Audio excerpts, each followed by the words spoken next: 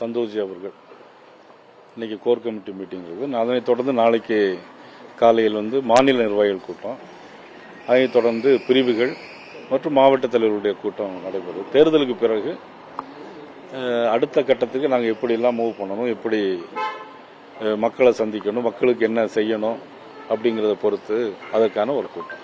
அடுத்தது தொடர்ந்து கோவையிலேயே வைப்பதற்கான காரணம் கடந்த முறை கோவையில் தான் சொன்னீங்க.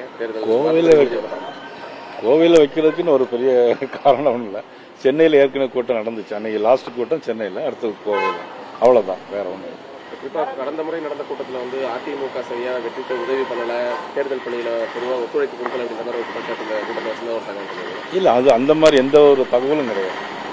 அந்த மாதிரி எந்த விதமான தகவலும் எங்களுடைய கூட்டத்தில் விவாதிக்கப்படவில்லை. தேர்தல் சம்பந்தமாக எதுவும் விவாதிக்கப்படாது. அப்படி தேர்தலுக்கு பிறகு அப்படி அமைதியாக இருக்கிறோம். ஏன்னா ஒரு செய்தி சமூகம் நாங்கள் கூட்டணியில் இல்லை அப்படின்ற மாதிரி ஒரு கருத்தை வெளிப்படுத்திக்கிறார். அது சம்பந்தமாக பாஜக எந்த ஒரு தகவலுக்கு வரல. அதை இப்போ அதிமுக பொறுத்தவரை அதிமுக பொதுச் செயலாளர் மதிப்புக்குரிய எடப்பாடி பழனிசாமி அவர்கள் அவர்களுடைய தேர்தல் முடிந்த பிறகு அவர்களுடைய உள்கட்சி பிரச்சனை ஏற்பட்டிருக்கிறது. ஆக அது குறித்து அதை இப்பொழுது நான் எதுவும் சொல்ல முடியாது. இப்போ அந்த உள்கட்சி பிரச்சனை தீர்ப்பதற்கு ஏதாவது பாஜக ஏதாவது உதவி பண்ணுவா? பிளே ஸ்டோர் மற்றும் ஆப் ஸ்டோரில் இருந்து பாலிமர் செயலியை QR கோடு மூலம் பதிவிறக்கம் செய்யுங்கள். செய்திகளை உடனுக்குடன் பெறுங்கள்.